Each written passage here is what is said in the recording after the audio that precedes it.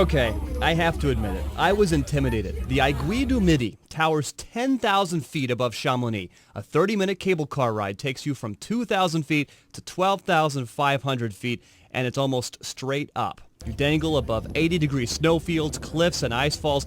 It is incredible. From the top, you're greeted by a spectacular view of Mont Blanc.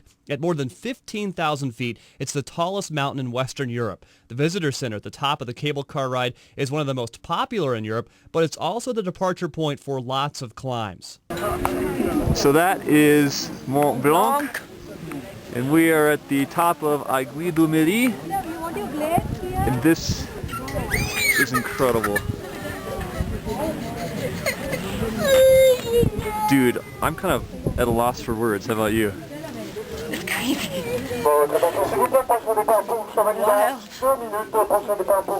And that is Italy out there, and there's a cable car to Italy.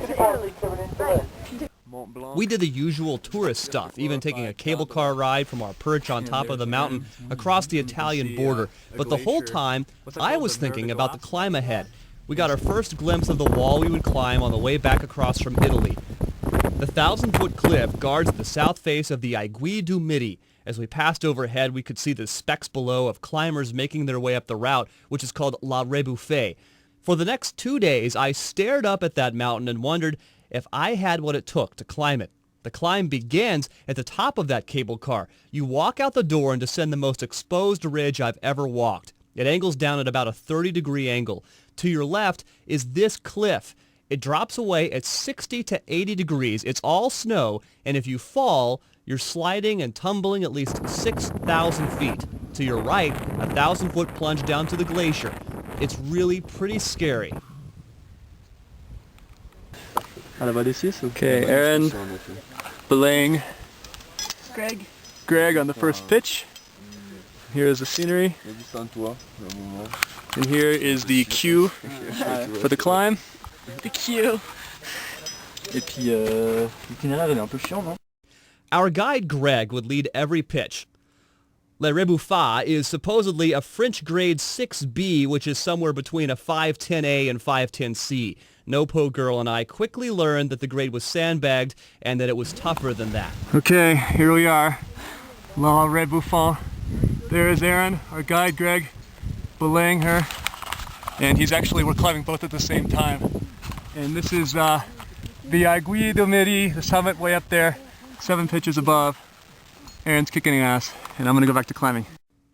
This route is exposed. We climbed on a Saturday, so it was packed. There was a French team behind us, an Italian team beside us, and a Swiss team above us. Glaciers are everywhere, and every once in a while you can hear an avalanche rumbling down Mont Blanc.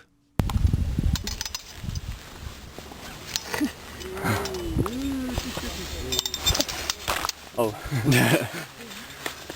Where can I put my foot? Right, yep, that's good. C'est l'autoroute. Et à part ça, savoure cette longueur, c'est une perle. C'est celle-là, la fissure en est. So we are at pitch 5 on the Aiguille du Midi. That sounds about right. 5, yeah. Yeah, and we're belaying our guide up to the 6th belay station. So far everything, the ratings are supposed to have been 510-ish, and it's felt like 510 plus. So it's been pretty hardcore. The last one? Yeah, the last. That's what it seemed like to us. Well, because we went over that. And then here's our guide way up there. Yeah, here. Oh, cool. There is one 4 and one. Around pitch 6, we realized the last classic 3 pitches were too snowy to finish, so our guide decided to take us up a more difficult variation that required aid climbing. Before long, we were straddling a knife-edge ridge with 1,000 feet of granite dropping away beneath us. Aaron on pitch 7, struggling a little bit. We had to traverse here across the snow. Last belay station's right back there. Hey, Grab! You okay, baby? Good job. This is truly the most memorable rock climb I have ever been on. Aiguille du Midi!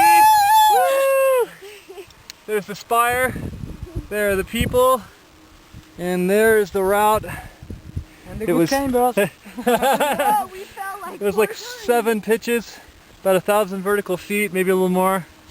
Pretty incredible. Go team. Woo! And even though hiring the guide was expensive and going to Europe cost a fortune, No Po Girl was right. This was the right thing to do, and I'll never forget it.